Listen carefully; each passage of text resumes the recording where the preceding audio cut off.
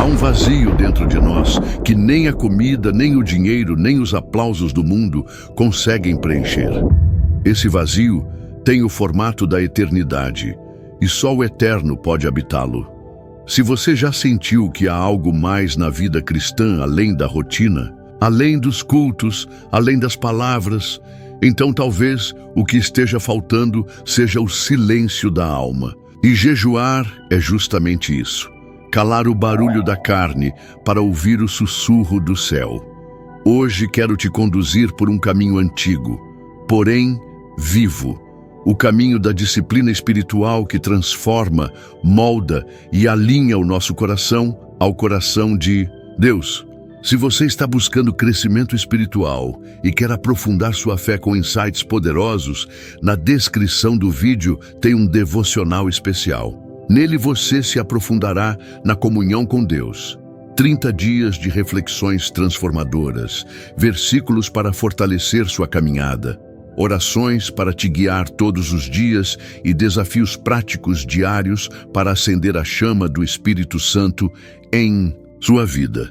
Baixe agora e comece sua jornada rumo a uma fé mais profunda. Clique no link na descrição e garanta o seu. Permita-me começar pelo princípio, pois só assim podemos tocar a verdade com reverência. Antes de falarmos sobre jejum, precisamos entender por que jejuamos. E para isso é essencial compreender o que é o Evangelho. O Evangelho, essa palavra tão usada e tantas vezes mal compreendida, significa boas novas, mas não as boas novas que muitos esperam, de que todos os seus problemas serão resolvidos, todos os seus desejos atendidos e que a eternidade será apenas um céu confortável ao final da jornada. Deus não é um gênio, enclausurado em uma lâmpada mágica, pronto para executar nossos caprichos ao menor sinal de desejo. Não. O Evangelho é a poderosa proposta de Deus para restaurar a ordem do caos que o pecado introduziu na criação. É a reconciliação entre o homem e seu Criador. Reconciliação essa que foi rompida no Éden e que somente Cristo, o novo Adão, poderia restaurar.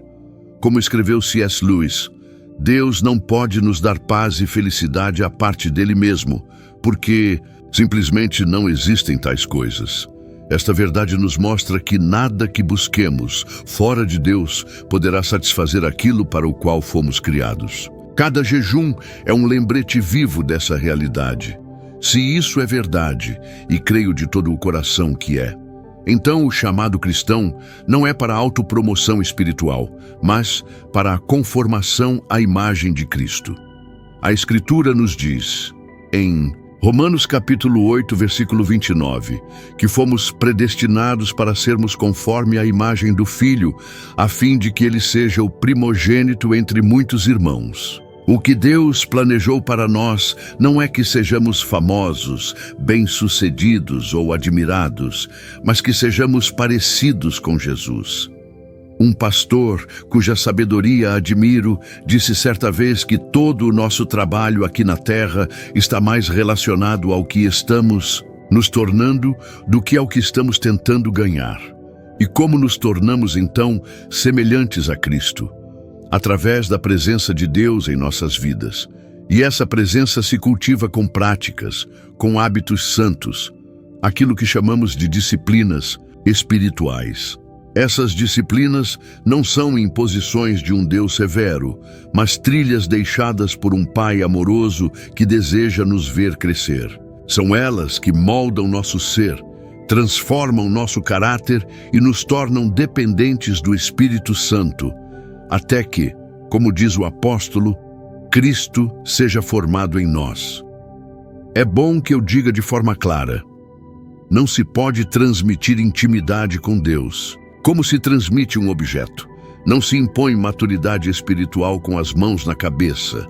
A vida com Deus não é mágica, é discipulado, é caminho, é processo. Não há atalhos, e ninguém alcança profundidade espiritual sem disciplina. Mas saiba também, disciplina sem propósito é um fardo insuportável. Sem direção ela se torna um castigo cruel e um esforço inútil. Você talvez me pergunte, o que tudo isso tem a ver com o jejum? Ora, o jejum é precisamente uma dessas disciplinas espirituais. Ouvi dizer, não poucas vezes, que o jejum é apenas uma lei ultrapassada, coisa do Antigo Testamento. E, de fato, se não compreendermos o seu sentido, ele se tornará apenas isso, uma regra sem vida. Mas quando nos é revelado o seu verdadeiro valor, ele se torna um instrumento de amadurecimento, uma escola da alma. Com esse entendimento, você jamais voltará a jejuar com motivações egoístas, como quem apresenta um pedido no balcão de uma loja espiritual. Vale lembrar que o próprio Jesus não regulamentou o jejum, não estabeleceu fórmulas, métodos ou horários. Talvez seja por isso que tantos ainda tenham dúvidas a seu respeito. Na época de Jesus, isso era natural, mas mesmo assim, ele ensinou como não se deve praticar. Em Mateus capítulo 6, no versículo 1, Jesus alerta para que não façamos esmolas com o desejo de sermos vistos. No versículo 5, ele nos lembra de não orarmos com ostentação. E no versículo 16, ele adverte: não jejuem para serem notados. Aproveito então para dizer claramente o que o jejum não é. O jejum não é a negação do corpo pelo prazer, da negação. Não há valor algum no sofrimento físico pela mera tentativa de conter a carne. Alguns jejuam como se estivessem pagando uma dívida, tentando acertar as contas com Deus. Mas isso está fundamentalmente errado. O jejum também não é meritório. Deus não é movido por nosso esforço, mas por sua graça. Nenhuma prática nossa, por mais disciplinada, compra o favor do Altíssimo. O jejum não é um método místico de pressionar o céu a conceder nossas vontades. Isso, aliás, vale para os votos também. Deus não é coagido, ele é Senhor. O jejum não é um palco de exibição espiritual. Os fariseus jejuavam com rostos desfigurados para parecerem santos. Jesus os repreendeu duramente. Ele ensinou que o verdadeiro jejum se esconde dos homens, para ser revelado somente a Deus. E, por fim, o jejum não é uma estratégia de emagrecimento com benefícios celestiais. Ainda que envolva a abstenção de alimentos, seu propósito jamais foi o corpo, mas a alma. Quem jejua para emagrecer pode perder peso, mas não ganhará nada no espírito. É claro que toda renúncia, mesmo as físicas, deve ser feita com sabedoria. Um jejum verdadeiramente cristão não deve ser uma imprudência com o próprio corpo. Alimentação balanceada sob orientação médica não é incredulidade, é mordomia.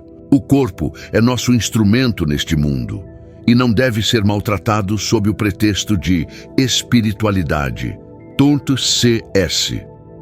Lewis, em sua obra Os Quatro Amores, afirmou: negar nossos impulsos, por razões outras que não o amor a Deus, pode ser tão pecaminoso quanto entregar-se a eles.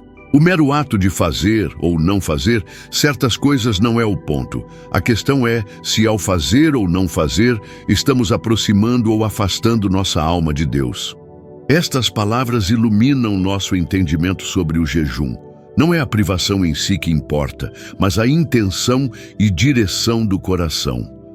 Mas agora, se você deseja compreender o que realmente é o jejum e não apenas sua casca, posso lhe dizer que há em Isaías 58 uma descrição aterradora do tipo de jejum que Deus não aceita. E não há nada mais triste do que um homem se sacrificar em vão, acreditando estar agradando a Deus, enquanto, na verdade, apenas encena uma devoção vazia. Isaías diz: jejuando assim, não se fará ouvir a vossa voz do alto. Veja bem, não é que Deus não ouve, é que não pode ouvir aquilo que vem de um coração disfarçado de santidade. Há pelo menos 5 formas de jejum que não passam de uma máscara mal colocada. Primeiro, o jejum misturado com pecado é inútil. Tentar atrair a presença de Deus enquanto se abraça o que ele odeia. O povo jejuava, mas continuava andando em trevas. o jejum sem arrependimento é apenas fome. Segundo, o jejum como ritual vazio. Eles jejuavam sim, mas por religiosidade, porque sempre fizeram assim. Um hábito sem alma, uma oração sem espírito, um corpo em silêncio, mas uma alma surda. Terceiro, jejuavam com motivações corrompidas, esperavam algo em troca. Não buscavam a face de Deus, mas sua mão. Não era um ato de entrega, mas uma tentativa de negociação. Quarto, jejuavam e ainda assim estavam cheios de contendas, brigas e violência, como se o jejum fosse um álibi para manter a falta de amor. É quase cômico, se não fosse trágico, jejuar, mas guardar rancor, abster de pão e alimentar o ódio. Quinto e por fim, o jejum da hipocrisia. Jejuavam para parecer piedosos, com rostos abatidos, aparências montadas, mas o coração permanecia altivo, endurecido. O que deveria ser humildade tornou-se espetáculo. E talvez você me pergunte, por que afinal alguém se abstém de alimento para se aproximar de Deus? Não seria isso um exagero, uma tolice medieval? Ah, mas veja, quando o estômago está vazio, todos os outros desejos, poder, distração, conforto, parecem menos urgentes. A alma, então, começa a gritar o que antes sussurrava. O corpo se cala e o espírito finalmente fala. Durante o jejum, dizemos não à carne e a alma, cansada de resistir, finalmente sossega. E é nesse silêncio interior, nesse espaço entre um desejo negado e uma entrega rendida, que a voz de Deus se torna mais nítida.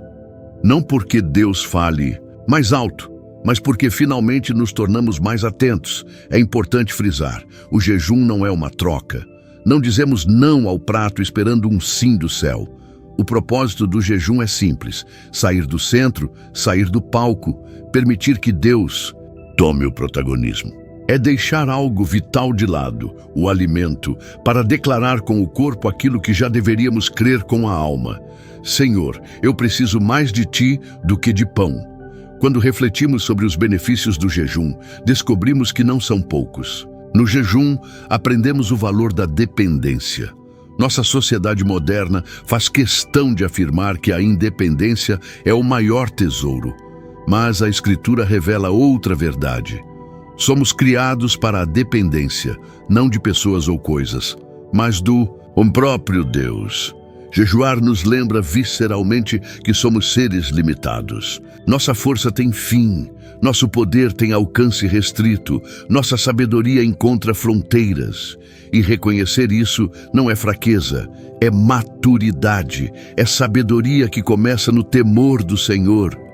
No jejum, confrontamos nossos ídolos, descobrimos muitas vezes com espanto aquilo que realmente governa nosso coração. Talvez percebamos que somos mais dependentes do café da manhã do que imaginávamos, ou que a ansiedade por comida revela um vazio que buscamos preencher com nutrientes quando deveria ser preenchido com a presença divina. Também no jejum nos alinhamos com o sofrimento de Cristo. Não que possamos sequer arranhar a superfície da dor que ele experimentou, mas há algo profundamente cristão em participar voluntariamente de uma pequena parcela de desconforto, lembrando que nosso Senhor sofreu incomparavelmente mais. E há ainda o benefício da solidariedade. Quando nosso estômago dói de fome por escolha, lembramos que para muitos essa dor não é opcional. O jejum pode nos tornar mais compassivos, mais generosos, mais conscientes daqueles para quem o vazio estomacal é companheiro constante. C.S. Lewis, em seu livro Cristianismo Puro e Simples, nos lembra: a pobreza e o sofrimento não nos tornam amigos de Cristo, mas eles nos tornam colegas de escola. De modo semelhante, o jejum nos coloca na mesma sala de aula onde Cristo ensina lições de humildade, compaixão e dependência de Deus. E quais seriam, então, os propósitos dignos do jejum?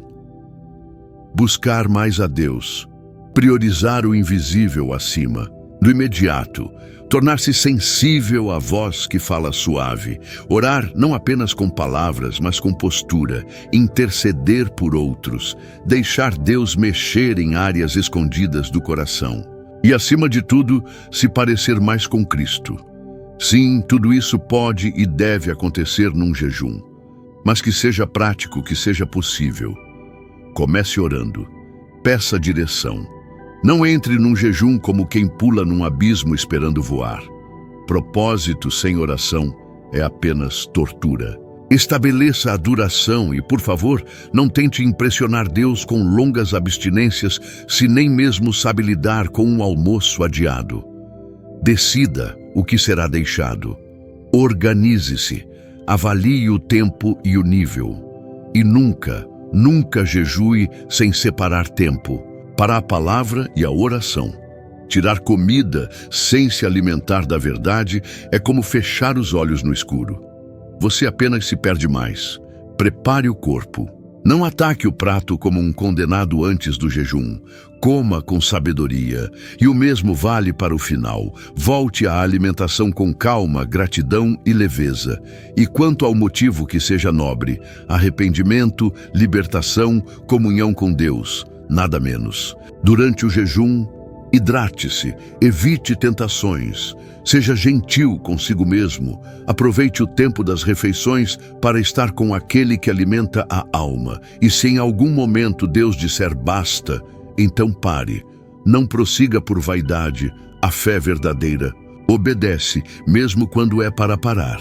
E quando o jejum terminar, não seja apressado em buscar a comida, busque a Deus.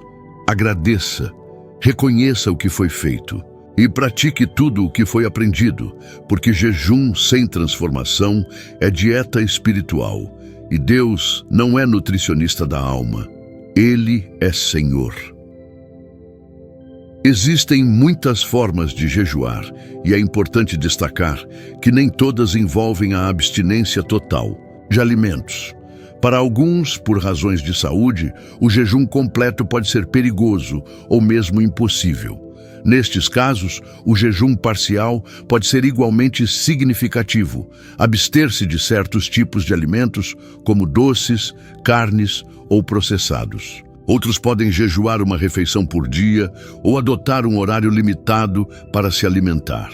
Há também o jejum de Daniel, inspirado na experiência do profeta que se absteve de iguarias, vinho e carnes por um período, alimentando-se apenas de vegetais e água. Este tipo de jejum tem se tornado popular entre os que desejam submeter o corpo sem prejudicar a saúde. Além dos alimentos, podemos jejuar de outras coisas que ocupam espaço demais em nossa vida.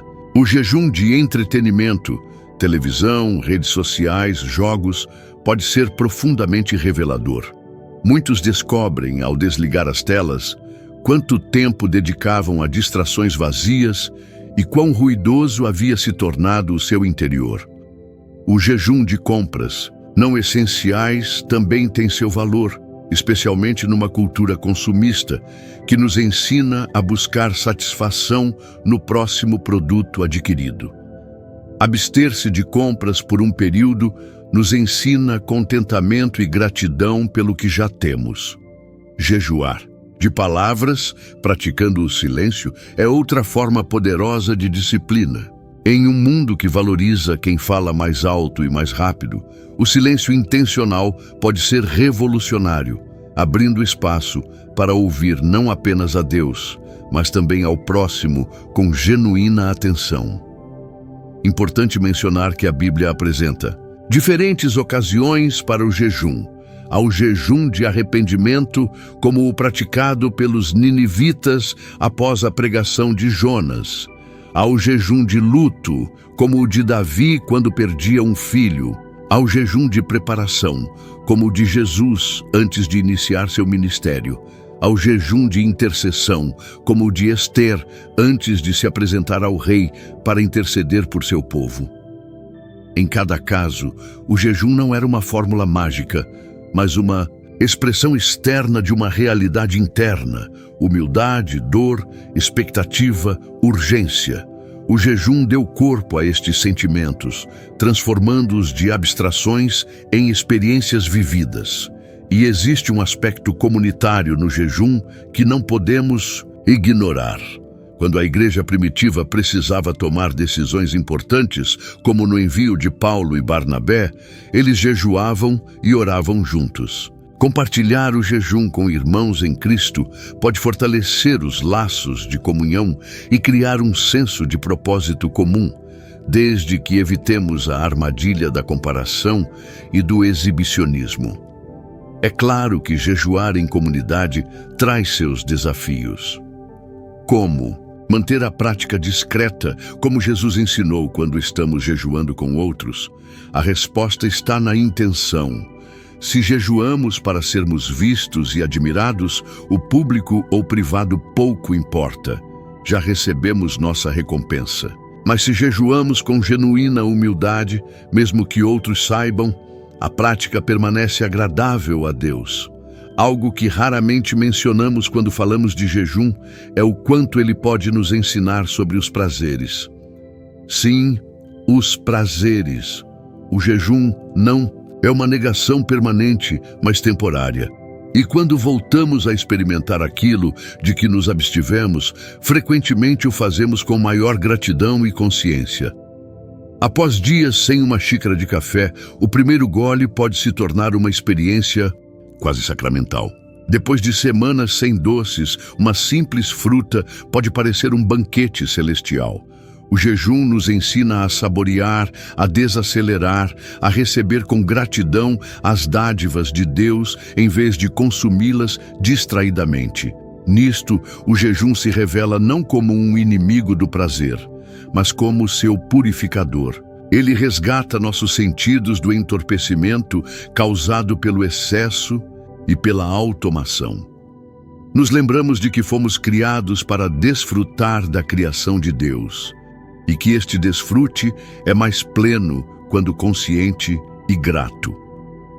Algo semelhante acontece com nossa percepção espiritual. Assim como o paladar se refina após um período de abstinência, também nossa sensibilidade às coisas de Deus pode se aguçar através do jejum. Textos bíblicos, há muito familiares, de repente revelam novas camadas de significado. Orações antes rotineiras ganham profundidade. A presença de Deus, sempre conosco, mas nem sempre percebida, se torna mais tangível. É como se o jejum limpasse as janelas da alma, permitindo que mais luz entre. Não que Deus esteja mais presente, Ele sempre esteve, mas nós estamos mais atentos, mais receptivos, mais despertos. Muitos testemunham que durante o jejum experimentam uma clareza mental incomum. Pensamentos dispersos se organizam. Decisões antes nebulosas encontram direção. Prioridades se realinham. É como se o corpo, ao receber menos, permitisse que a mente receba mais. Esta clareza serve não apenas para questões espirituais, mas também para desafios práticos da vida cotidiana. Problemas nos relacionamentos, decisões de carreira, gestão de recursos, todas estas áreas podem se beneficiar da sabedoria que frequentemente acompanha um jejum sincero. Não é de surpreender que grandes decisões bíblicas foram precedidas por jejum. Antes de escolher os 12 apóstolos, Jesus passou a noite em oração. E embora o texto não mencione explicitamente o jejum, sabe-se que este frequentemente acompanhava vigílias de oração. Paulo e Barnabé foram enviados como missionários após um tempo de jejum comunitário. Grandes transições e escolhas merecem este tipo de atenção espiritual focada. É importante reconhecer que o jejum também pode revelar nossas fraquezas. Durante os primeiros dias, especialmente, podemos nos surpreender com a irritabilidade que emerge, com a dificuldade de concentração, com a ansiedade que normalmente mascaramos com comida ou distrações. Longe de ser um fracasso, Este é um dos grandes valores do jejum. Ele nos mostra quem realmente somos quando as máscaras caem. E é somente conhecendo nosso verdadeiro estado que podemos buscar verdadeira cura. Como disse C.S. Lewis em Mere Christianity, não é que Deus tenha nos negado o céu, nós é que temos optado pelo inferno. Cada momento de jejum nos faz um convite ao céu, deixar para trás aquilo que nos prende à terra e abraçar o que nos conecta à eternidade. Portanto, se durante seu jejum você se vê confrontado com aspectos desagradáveis de sua personalidade ou caráter, não desanime. Agradeça a Deus por esta revelação e peça sua ajuda para crescer nestas áreas. Ao final de um período de jejum, é fundamental resistir à tentação de simplesmente voltar à rotina anterior como se nada tivesse acontecido. O que aprendemos? No jejum, deve ser integrado à vida cotidiana. As revelações recebidas devem se tornar ações concretas. As promessas feitas devem ser cumpridas. Uma prática útil é registrar por escrito as impressões, descobertas e direções recebidas durante o jejum. Meses depois, este registro servirá como lembrete e prestação de contas. O que realmente mudou? O que foi implementado? Quais frutos permaneceram? Talvez o maior desafio após o jejum seja manter o nível de intimidade com Deus que experimentamos durante ele. Sem a estrutura da abstinência, é fácil deixar que as ocupações cotidianas voltem a dominar nossa atenção e afetos. Por isso, é sábio estabelecer práticas regulares que mantenham viva a chama acesa durante o jejum. Pode ser um tempo diário de silêncio, uma leitura bíblica mais profunda, um compromisso de intercessão, uma obra de serviço ao próximo, qualquer expressão concreta daquilo que Deus falou ao seu coração. Alguns descobrem que o jejum regular, seja semanal, mensal ou em ocasiões especiais do calendário litúrgico, ajuda a manter esta conexão mais profunda com Deus. Como um reset espiritual, estes momentos nos lembram das prioridades eternas em meio às urgências temporais. É importante também compartilhar com outros os frutos do jejum, não para se gabar, mas para edificação mútua e prestação de contas. Encontre um amigo de confiança, um mentor espiritual ou um pequeno grupo com quem possa ser transparente sobre suas lutas e vitórias. Esta comunidade será vital para sustentar as mudanças que o jejum iniciou.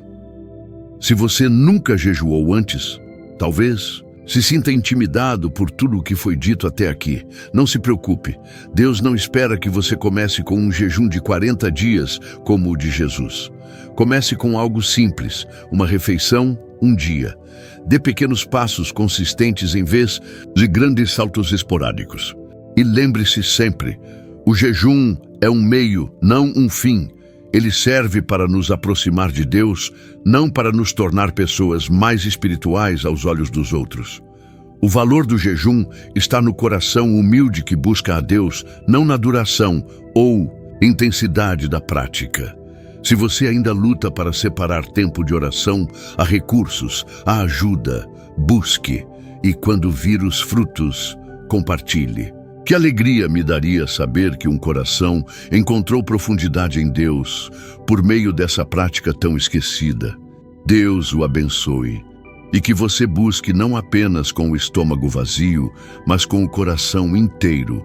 E se você deseja ir ainda mais fundo em sua comunhão com Deus, temos algo especial preparado para você. Na descrição do vídeo há um material incrível que pode trazer propósito e direcionamento para cada dia de sua semana. Ele foi pensado para ajudá-lo a construir uma vida de oração consistente e uma fé fortalecida. Não deixe de conferir. Pode ser exatamente o que você precisa para viver uma transformação completa. O jejum, em sua essência, é um convite à aventura espiritual. É deixar as margens seguras do conhecido para navegar nas águas profundas da presença de Deus. É abrir mão do controle para experimentar a liberdade que só vem quando reconhecemos que nunca estivemos realmente no comando. A grande ironia do jejum é que, ao renunciar temporariamente a algo necessário para o corpo, descobrimos algo ainda mais necessário para a alma. Ao criar espaço através da renúncia, permitimos que Deus preencha áreas de nossa vida que estavam previamente ocupadas por preocupações menores. No final das contas, o jejum não é sobre o que perdemos, mas sobre o que ganhamos. Não é sobre o que deixamos para trás, mas sobre aquele que encontramos à frente. É uma expressão tangível de que buscamos primeiro o reino de Deus, confiantes de que tudo o mais nos será acrescentado no tempo certo e na medida certa. Que cada jejum nos aproxime mais daquele que é o pão da vida, a água viva, o vinho novo, Jesus Cristo, em quem todas as nossas fomes mais profundas encontram finalmente satisfação plena. E se você achou esta mensagem poderosa, não deixe de assistir ao próximo vídeo que está aparecendo na sua tela agora. Nele, vou revelar como o jejum pode não apenas abrir seus olhos espirituais, mas também quebrar as correntes invisíveis que têm impedido seu avanço no reino de Deus. Clique agora. A transformação que você busca está a apenas um vídeo de distância. Compartilhe com quem precisa dessa revelação e inscreva-se no canal para mais conteúdos que transformarão sua vida espiritual.